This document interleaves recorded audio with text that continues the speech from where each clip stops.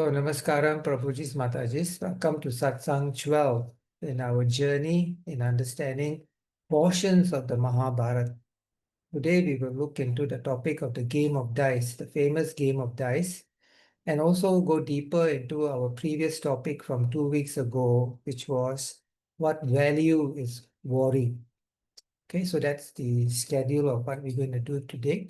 So the forces at play at the game of dice and what Vedic wisdom can be derived from worry. All of us have some sorts of worry every day. Without fail, there will be some worries that we will have to go through. Okay, so we will look into that. So as a continuation from last class, the Gang of Four, which comprises of Mamaji Shakuni and his two wonderful nephews of Duryodhan and Dushashan, and Karan. So they make the Gang of Four.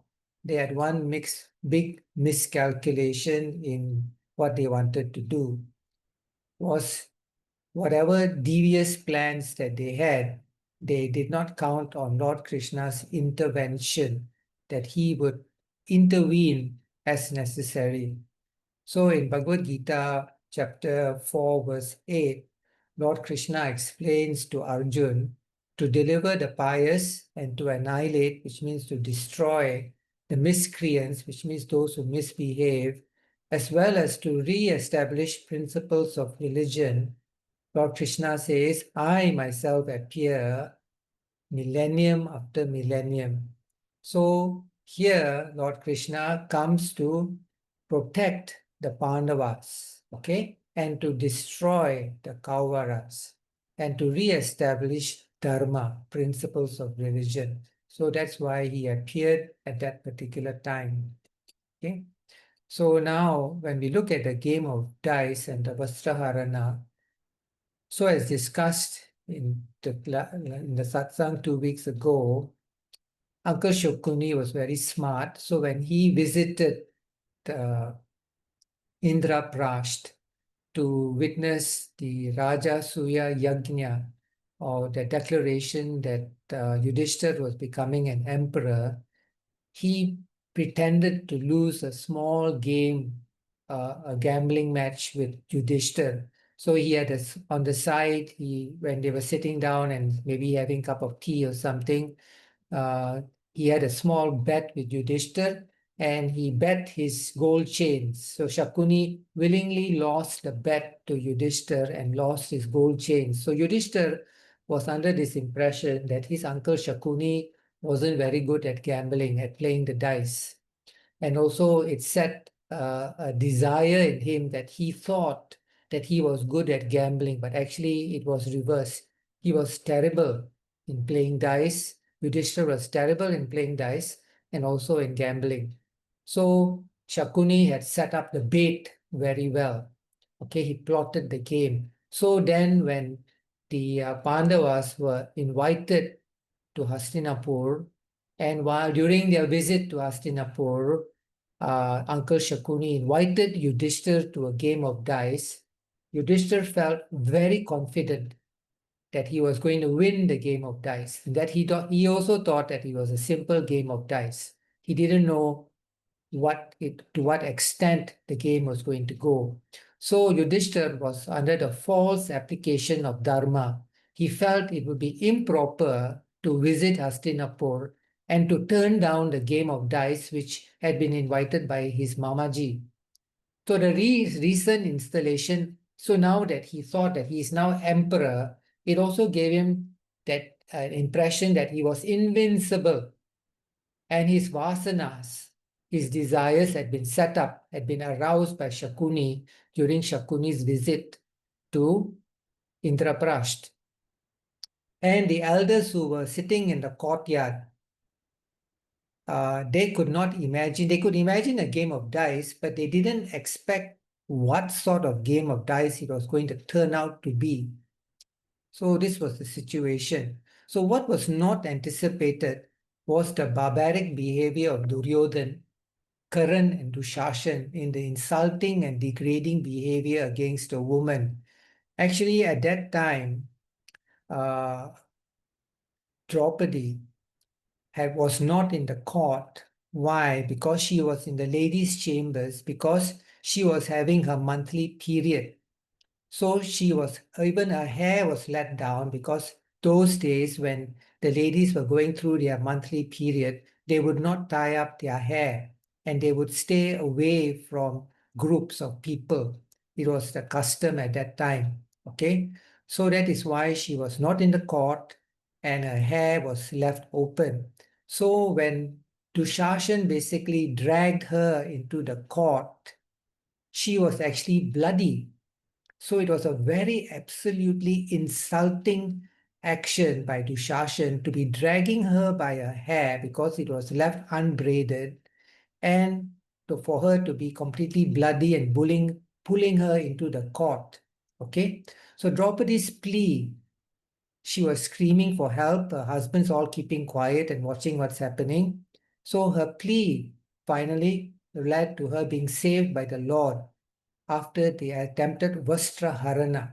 Okay, Vastra meaning clothing, and Aharana means to be taken away. And in this was witnessed by the entire court. So even Dhritarashtra, of course, he could not see what was happening, but his queen was there. She noticed everything that happened.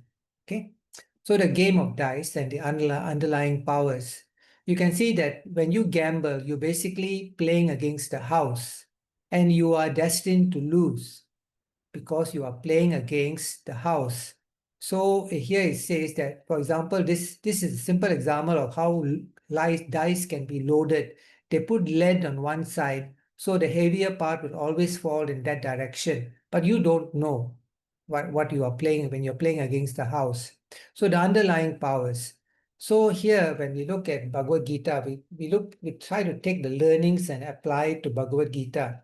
So it says in chapter 2, verse 67, and I'm sure you're familiar with this verse, as a boat on the water is swept away by a strong wind, even one of the senses on which the mind focuses can carry away a man's intelligence. So it doesn't need 3 or 4 senses to be pulled away. Just one of your senses is enough to sweep you away. Why? Because you don't have an anchor. If you are a boat on the water and the wind blows, you just move with the wind. Okay. And the dice, this gambling, is loaded towards delusion. So what we all need is a spiritual anchor. We don't want to be swept by our senses. We need a spiritual anchor. So the Maya, you can say, is the strong wind that is going to blow us on the waves on which the boat is, and we are the boats. And the Maya will sway us towards delusion, and we can easily fall to temptation. So we need that spiritual anchor so that we do not get deeper and deeper into Maya. So Shakuni here is the symbol for attachment. Okay, so what does it mean, attachment leading to Duryodhan? So Shakuni here is the symbol for attachment, means I want to get wealth. And this leads to Duryodhan. Okay, we'll go deeper into that. What is Duryodhan the symbol of? He is the symbol or king of material desires. So when I have an attachment, I start liking something. I have a material desire.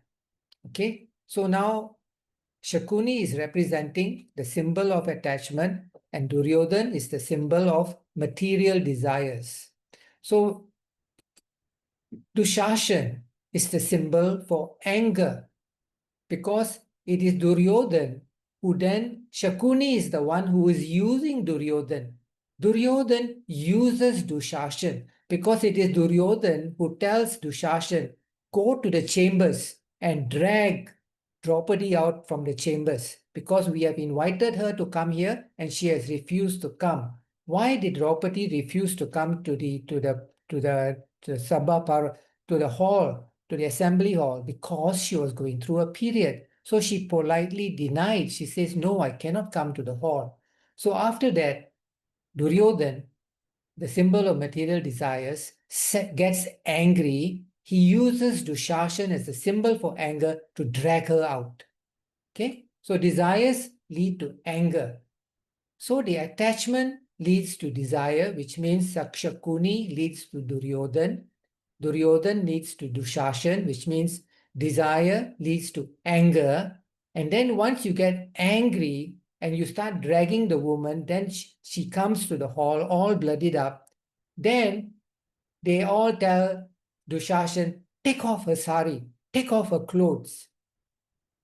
Anger led to delusion, which means you have lost your intelligence. You're not thinking anymore what you are doing. You are completely deluded.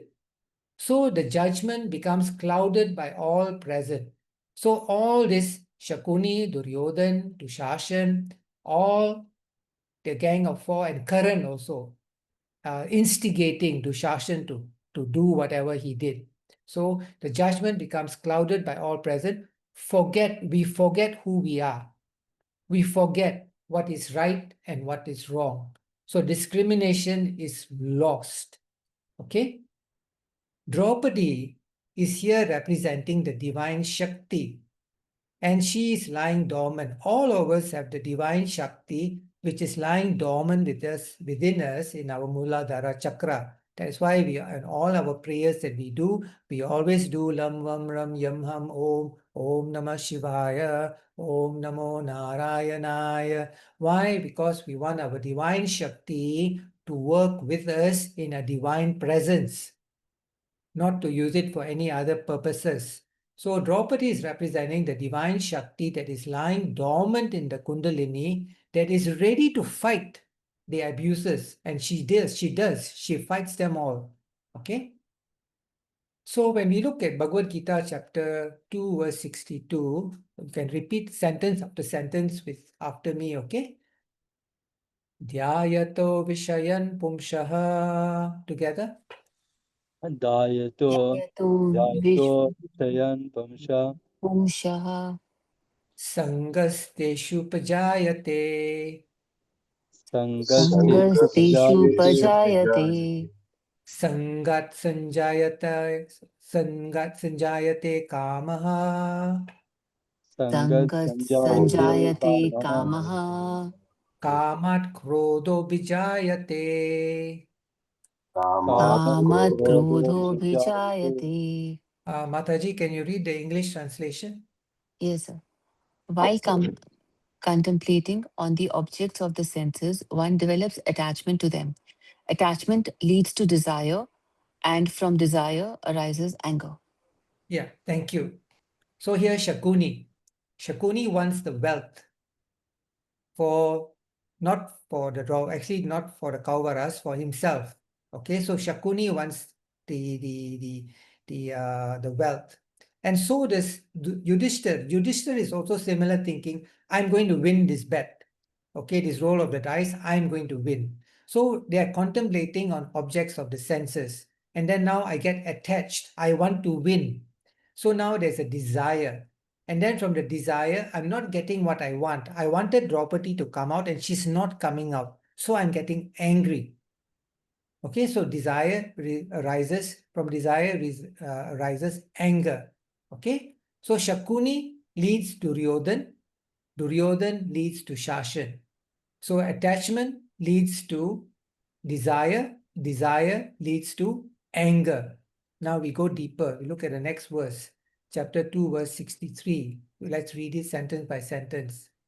Krodhat bhavati sammohaha. Krodhat Bhavati Krodha bhavati Sammoha sambhava Sammohat smriti vibramaha. Sammoha sammoha Smriti Vibrama smriti vibroha brahma Smriti branshad buddhi nasho. Smriti smriti Branshat bransad Buddhi buddhi Naso nasho Buddhi nashat pranashyati. Buddhi buddhi Nashat nashrat Pranashyati. prashyantati. Bhim Prabhu, can you please read the English translation? Yes, Guruji. Anger leads to clouding of judgment, which results in bewilderment of the memory. When the memory is bewildered, the intellect gets destroyed. And when the intellect is destroyed, one is ruined. Thank you, Prabhuji. So you see here, anger is being represented by Dushashan. So Dushashan is angry, he cannot think properly. His judgment is clouded, okay? Which results in the bewilderment of memory. He forgets who he is, he forgets who Draupadi is, he forgets where he is. He's completely lost his judgment. And when the memory is bewildered, the intellect is not there anymore. It's destroyed. And when the intellect is destroyed, basically the warning is you are ruined. Once your buddhi has run away from you, you are ruined. But you don't realize it because of your extreme anger. So here, the intellect has been destroyed. Shakti, the divine Shakti, cannot take abuse by delusion. Shakti will not stand by and let delusion take place. It will take revenge. If you use Shakti positively, it works with you. If you abuse Shakti, it will destroy you. That is why the Gang of Four were ruined. From the word go, they were ruined. Okay, so now we look at the next verse, chapter 2, verse 64. Raga Dvesha Vyuktaistu Raga Raga Dvesha Dvesha Vishvastu Vishvastu Vishayan Indrayascharan Vishwayan Vishwasya Indriyascha Charan Indrajaschan Atma Vashyar Vidyatma Atma Vasyar Atma Vidyatma Vashyare Vidyatma Prasadam Adhigacchati. Prasadam Prasadam Adhikachati. Adhikachati. PJ Prabhu, can you please read the English translation?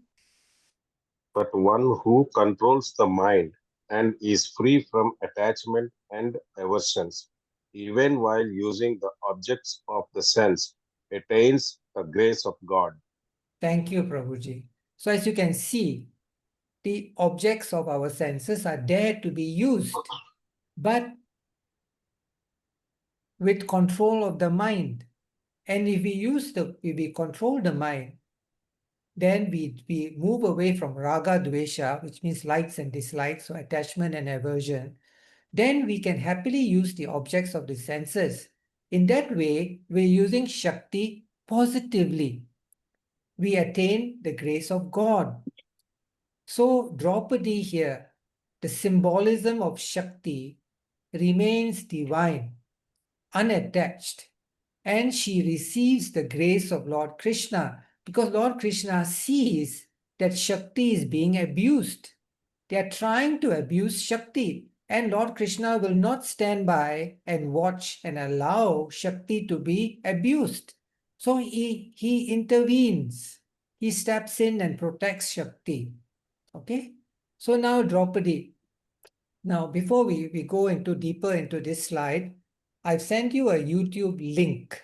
Okay, so after this class, and definitely by today, because this information is now fresh in your mind, I thoroughly recommend that you watch that particular video, the last 10 minutes of it.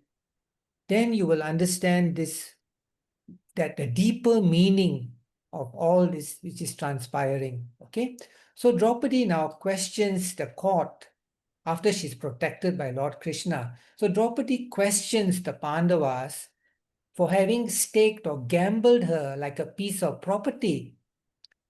They were responsible, her five husbands rather, were responsible for her, but they didn't own her. So if you don't own something, how can you gamble that thing? It doesn't belong to you. So she asked the husbands, I don't belong to you. You are responsible for me, but you don't own me. How could you gamble me away? And then she questions the teachers, the Dronacharya and the Kripacharya and all the elders who were there, how they could have sat idly by, borne witness to this unbecoming behavior, and nobody spoke up.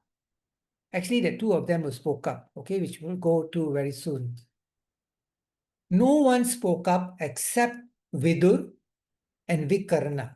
Vikarna is the stepbrother of the Kauvara brothers. Okay, so here, if you remember, he was born to the maid and Dhritarashtra. All right, so he was a stepbrother. So the Vikaran spoke up. Vidur spoke up. Vidur, who does Vidur represent here? The conscience. He was representing the good conscience, and Vikaran, the budding voice of Dharma. So amongst all the adharmic activities of his stepbrothers, there was one brother who was the budding voice of Dharma. And Vikaran is another very unique character, because before the battle of Kurukshetra took place, before they blew the conches and the battle started, there was an announcement made to say, whoever wants to change sides, you are free to change sides now. After that, no more changing of sides. And Vikaran actually crossed from supporting his brothers. He crossed over and he fought for the Pandavas. And he is the only one who survived that battle. So that is Vikaran, the budding voice of Dharma. So here, the conscience, the good conscience was ignored. So although Vidur spoke up, everybody ignored him. And the budding voice of Dharma is silenced by the much stronger voice of Adharma. Duryodhan basically told his younger brother, his younger stepbrother, to keep quiet, who shuts Vikarna and told him that he was immature to speak up. So this is what happened to Vidur and Vikarna when they tried to speak up. Okay? So how firm is one's conviction? How strong is your belief? Do you actually have a spiritual anchor? So the teachers here and the king, so your Dronacharya, your Kripacharya, your Dhritarashtra, they're all supposed to profess and uphold Dharma. They're supposed to do things which represent Dharma, but they have been swayed. Their moral compasses have been swayed. Their anchors were not there anymore. They were floating on the like boats in stormy seas without spiritual anchors, rather than holding the boat firmly in all adversity. Okay? In most of the world we see today, okay? Without an objective moral compass, if we don't hold on to our moral values strong enough, if we don't have a spiritual anchor, as though that the only objective in life is to satisfy our senses more and more and to engage greater and greater sensory indulgence, what is going to happen? When we start living our lives this way driven by passion, it is an abuse of our Kundalini energy. This Kundalini energy, divine energy that is lying dormant in us, it will not take abuse. If we misuse it, it will act against us. If we use it, as I mentioned earlier in this class also, if we use it, it will work with us. So disrobing Draupadi is an abuse of the Kundalini. If all we are achieving is sensory indulgence, we want more and more to make ourselves happier in the sensory platform. It is an abuse of God's given Kundalini energy. God will intervene. The Lord's energy is divine. He will intervene and prevent abuse. Divinity, represented by Draupadi and the Pandavas, will prevail. Dharma will always prevail in the end. Okay? They will always be protected by the Lord's grace and mercy, Kripa, and that mercy was represented by the flowing sari, the flowing robes that kept on coming. It is representing the mercy from the Lord. And the abuse of the Kundalini energy provokes the spiritual virtue to rise up. Okay? When the Kundalini energy rises up, it can it'll be in the form of a burning fire. Fire can be two things. Fire is good, but when abused, it is destructive. It will burn you. So either you can use fire in a positive manner, or if you abuse it, it will destroy you.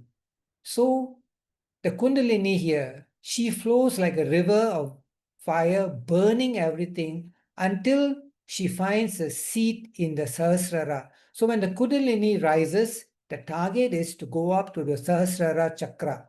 That is the target for the Kundalini. If it is rising, and we have been doing it with virtue, following dharmic activities, it will be helping us. It will be helping us to achieve moksha. It will be helping us to achieve liberation. Okay? But if we if we abuse it, it's going to destroy us. So here, in this world, witness how often we experience passion, anger, and overindulgence, abusing God's given power. And God's given power is a divine potential in each of us. So the divine potential is equal. Anybody you take, the divine energy is there in that particular person. We can either use it. If we misuse it, it'll work against us. So never underestimate God's intervention. Okay? So Dharma is not independent, no matter how virtuous one is. Okay? Dharma is not independent basically of the Lord. By right forms of penance and sacrifice, the Lord's energy rises with virtue and leads to our liberation rather than destruction, which means the positive use of that burning fire. It leads to our liberation rather than destruction. Dhritarashtra, representing the mind, which is like the boat on the water, which is easily swayed, he realizes that Draupadi is protected because he is listening to it. Although he was blind, he was being told what was happening. He realizes that Draupadi is being protected and that she has divine forces. Everyone in the court who had the proper vision, they knew that she was being protected. Although they could not see Krishna or where the additional robes were coming from, they knew that she has divine forces who are protecting her. By extension, it can lead to their destruction. So now if Draupadi is being protected by the super force, that super force can work against them and destroy them. So although they lost, the Pandavas lost the game of dice, and they tried to, the Dushasan tried to disrobe Draupadi. When Dhritarashtra realized what is happening, he then tried to blame Yudhishthir for the situation. He said, oh, it is Yudhishthir who agreed to the game of dice. Nobody forced him. So Yudhishthir, what does he represent here? Yudhishthir is supposed to be a man of Dharma. But during that difficulty that he was going through, he forgot the Lord. It was Draupadi who called for the Lord. What happened to Yudhishthir? He was playing the game on his own because he thought he was very good at gambling. He became actually, if you want to say, a fool. He had been fooled by his uncle into thinking that he was invincible, that he now does not even need the Lord. So Yudhishthir, representing Dharma, but tried to be independent of the Lord. Doesn't work. Dharma works with the Lord, not independent. So it took the power of Kundalini from Draupadi. And then when Draupadi then recovered and she stood up, she scolded everybody there and she was about to curse the Kuru clan. And then Gandhari stopped her because Gandhari knew once Draupadi cursed them, the curse will work. It will 100% work. And Draupadi's curse was going to be for all of them to be burnt or destroyed almost immediately. So Gandhari intervened and she enforced, she is the one. Gandhari said, cancel the gambling match. Everything is equal. So she enforced the reversal of all the losses incurred by the Pandavas. It was that strong. Draupadi's Shakti was so strong that Gandhari realized it, Dhritarashtra realized it. So they reversed it. They said everything is back to what it was before the gambling match. But of course, Yudhishthir agreed to another gambling match, all or nothing, and he lost again. Okay. Now here we look at Draupadi was emanating fire. Why did Gandhari cave in and ensure Draupadi was made happy? Okay.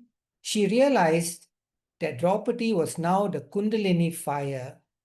She was being supported by the Lord, and she would burn up the entire Kuru dynasty, representing Adharma, if she was not cooled down. She was a fire that was raging, just going to burn the entire Kuru dynasty. So she had to be cooled down.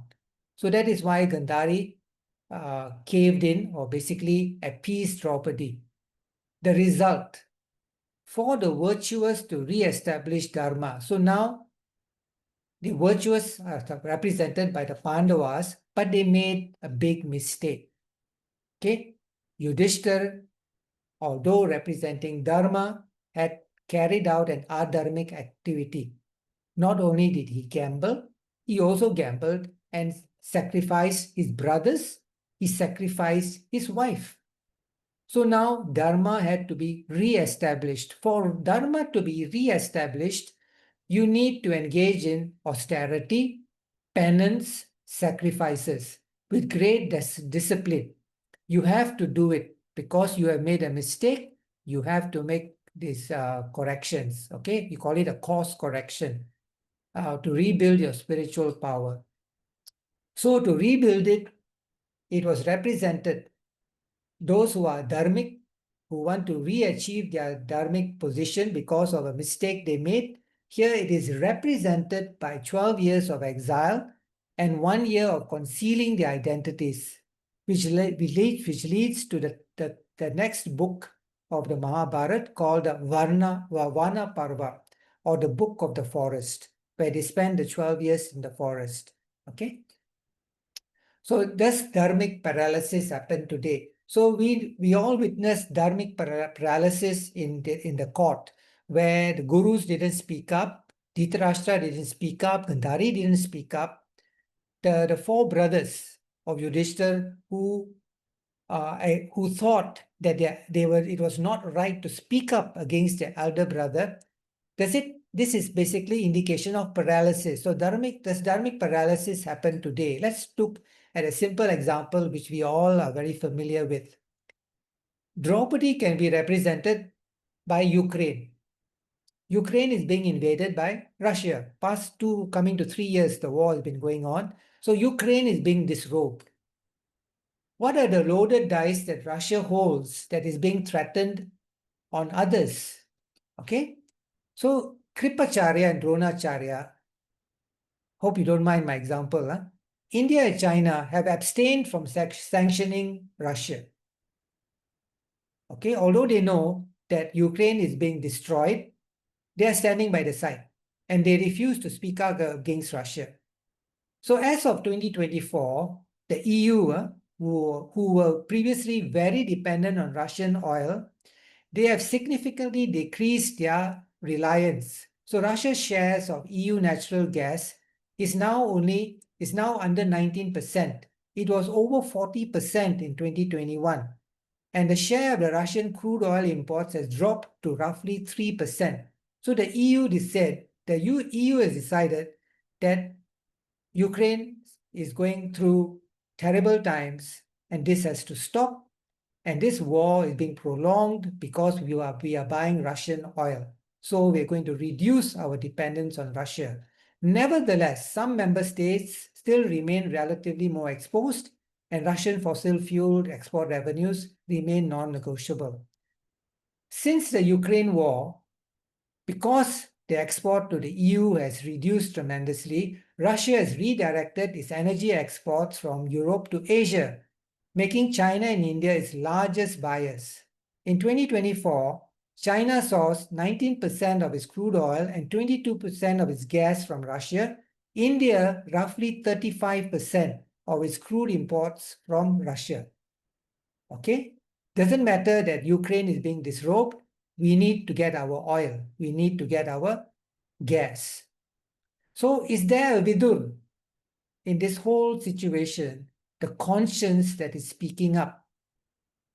Who is the vikaran who speaks up but is being told to keep quiet? I leave you to figure that out. Okay, because this is a real event which is happening in our world today. So we can not only say it happened in the Mahabharata, it happens again and again. So we can see situations like this happening again and again. So any questions? We are now going to change gears and move to the value of worry. Any questions, please?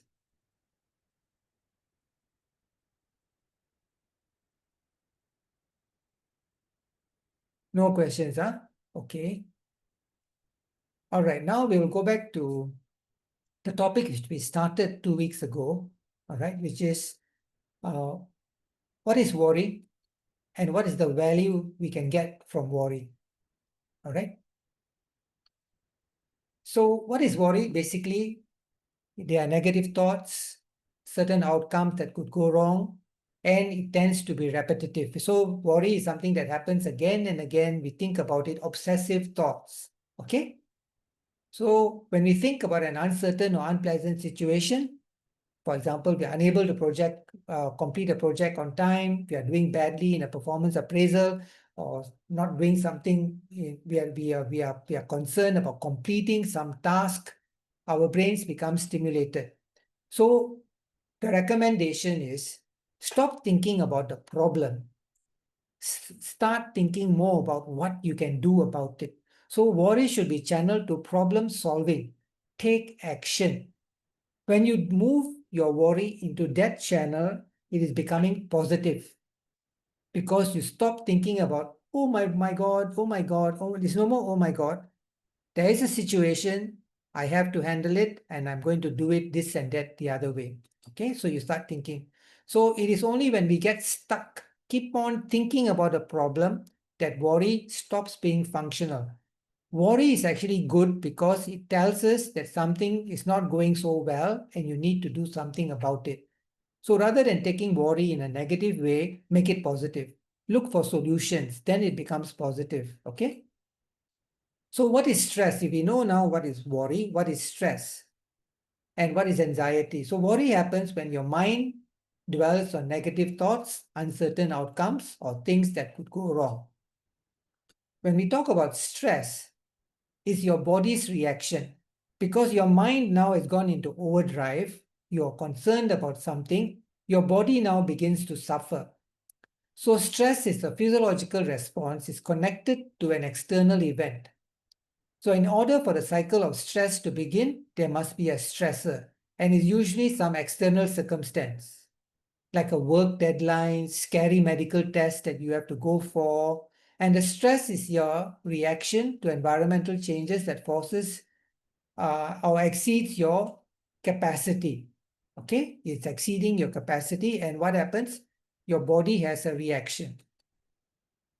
So if stress and worry are the symptoms, so now we know worry is something that's affecting your mind. Stress is something that's affecting your body. So if stress and worry are the symptoms, anxiety is basically the addition of both. Anxiety has a cognitive element, which means your worry. It also has your physiological response, which is the stress, which means we experience anxiety both in our mind and our body. So our mind is affected, our body is affected. Together, you can say that is anxiety. Okay? So how do we link it to our Sharira Traya?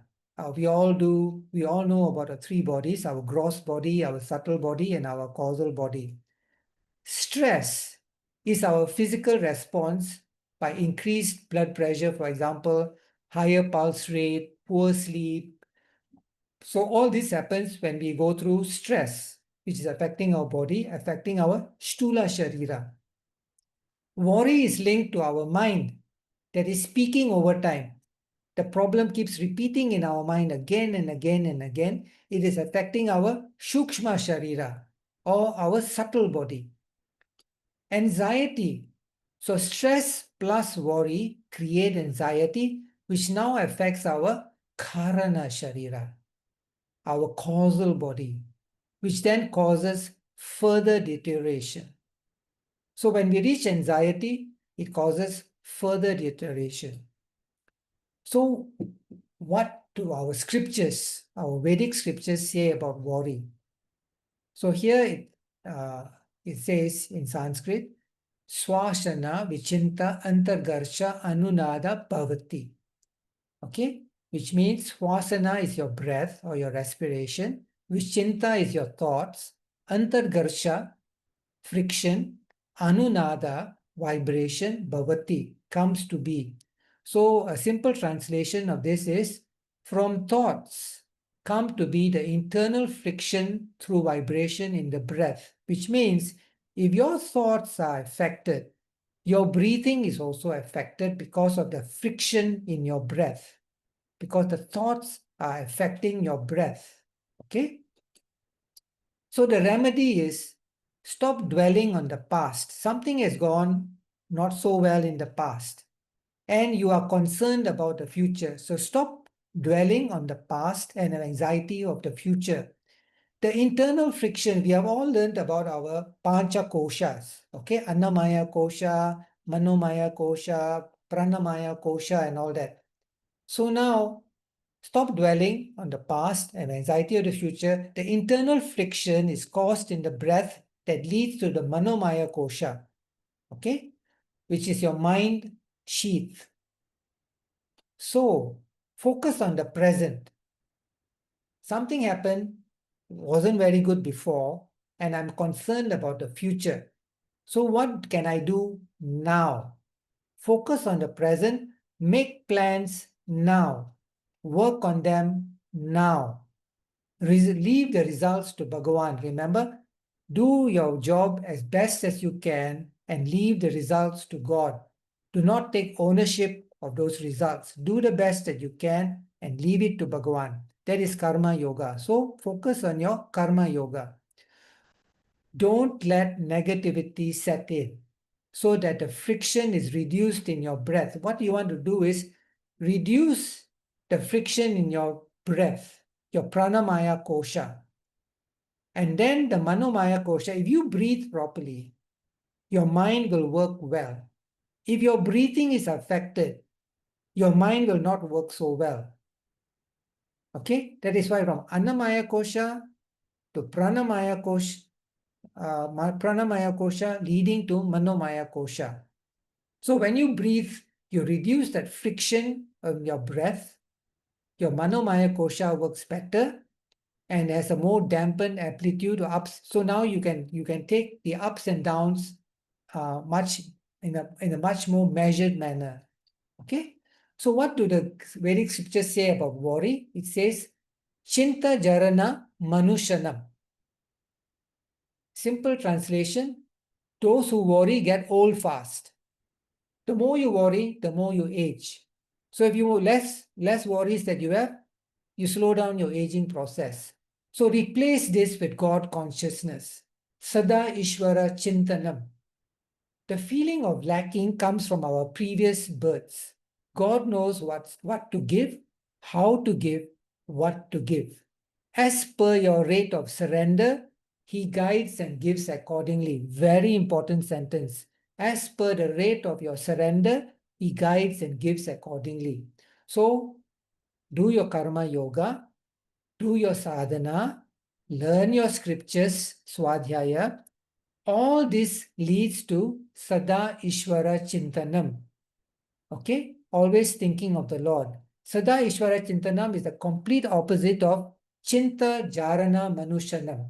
So Chinta Jarana Manushanam is, if you worry, you get old fast. So if you want to reverse it, engage in Sada Ishvara Chintanam. It will reverse the Chinta Jarana Manushanam. Then we look at another Vedic scripture extract. Chinta Vyadi Prakashayam. A simple explanation. Death and worrying are meaningless and forms of the cosmic delusion. Okay? Death and worrying are meaningless and forms of cosmic delusion. Okay? So just like how Arjun was heading towards anxiety, in chapter 1 of the Bhagavad Gita, he was so sad, he didn't know what to do, he was in anxiety. His body was trembling, he could not hold his bow and arrow properly, his speech was slurring, okay? So he was in anxiety, a culmination of his worries and stress. His mind, his words and body, his karana sharira, was headed towards delusion. Okay? He was not making any structured plans. All his plan was to run to the forest and give up the battle. He wanted to escape the situation. So Lord Krishna teaches him to make structured plans for the future. Stop being anxious about the situation you're in. Do something now about it. Don't run away from the situation. Do something now. So that is where the spiritual anchor comes. So Arjun was letting negativity set in, and he was doubtful about Bhagavan's advice because he kept on asking Bhagavan question after question. Lord Krishna gives him advice, he asks another question. Gives more advice, another question. He was doubtful until finally he engaged in Sada Ishvara Chintanam. Okay, so until and unless Sada Ishvara Chintanam, which means complete surrender to the Lord, constantly thinking of the Lord, then you can overcome this situation of worry, stress, and anxiety. And this Chinta Vyadi Prakashayam, okay, as I mentioned just now, death and worrying are meaningless and forms of cosmic delusion. So the remedy, if we want to put it in conclusion, what do the Vedic scriptures say about worry? What can we do about it, even from today, from right now? Stop dwelling on the past. What has already happened has happened. And stop worrying about the future. Because Arjun was saying, if I kill all my relatives, what is going to happen to the women folk? The men folk are not going to be there to protect them. All these things. I'm worried about the future, anxiety of future. Learn from the past, but don't dwell from the past. Continued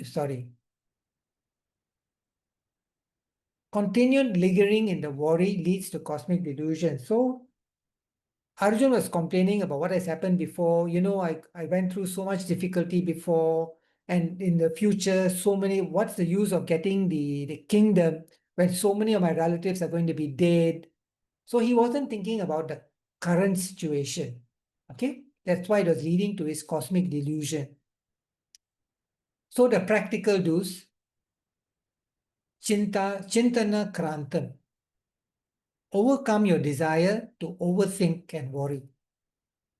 If you keep on thinking about the worries that you have, you're not doing anything about it. If you're doing something about it, your focus is on action. It is no more on overdrive with the thoughts. So stop dwelling on repeated thoughts. That is Chintana Krantam, a simple way of saying Chintana Krantam. Overcome your desire and overthink to worry. Stop dwelling on repeated thoughts. And the best part, a simple solution, Ardha Roga Hari Nidra. Half of the diseases that you have can be cured by the flow of sleep. Sleep well. Have quality sleep. Good sleep even helps you with weight loss. Western science, you can check out WebMD, and the quotation is here. Being short on sleep can really affect your weight. Gives excuses for a large latte because I cannot sleep. I think I'll have a nice big drink before I sleep and get moving. To skip exercise. So now if you don't sleep well, you will not even want to exercise the next day because you're too tired. And then you will have a takeout for dinner. So you will eat more, you will drink more, and you will exercise less. Because why? You're not sleeping well. So all this and you will turn in late because you are uncomfortably full, because you eat too much at night before you go to bed. Now you can't sleep well. So half your diseases can be cured by sleeping well. Okay, so two simple practical do's. Number one, stop dwelling on repeated thoughts. Number two, eat well, sleep well. exercise well. Simple practical do's. Okay. So the review on worry. What is worry? You know, they're negative thoughts, uncertain outcomes, or things that could go wrong. And they tend to be repetitive, obsessive thoughts. That's what worry is about. How should worry be channeled?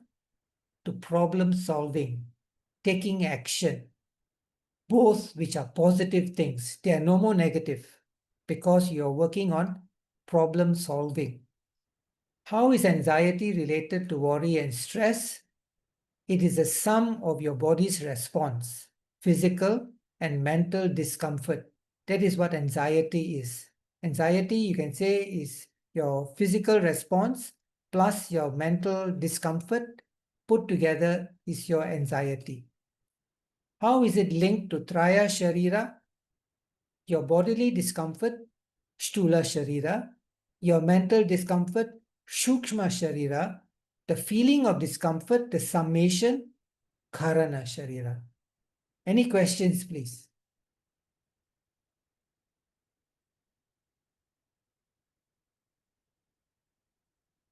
Okay, I hope that this information helps you as parents. You can help your children because your children are going into the workforce. They'll be going through a lot of challenges.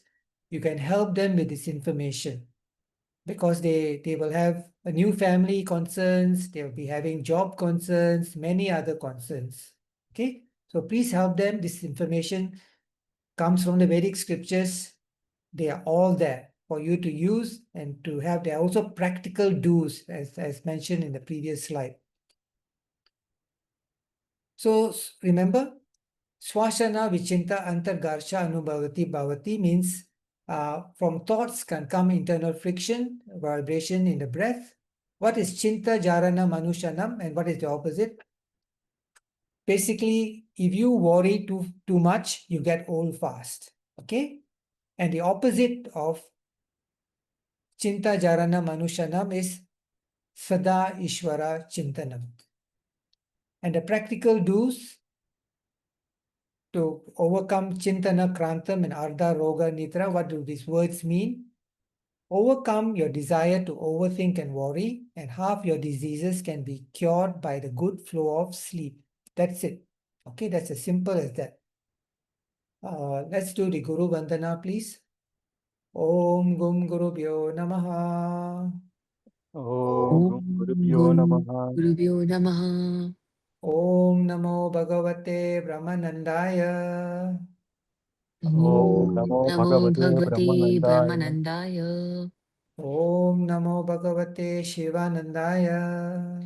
Om Om Namo Namo Bhagavate Bhagavate Shivanandaya. Shivanandaya. Om Namo Bhagavate Vasudevaya.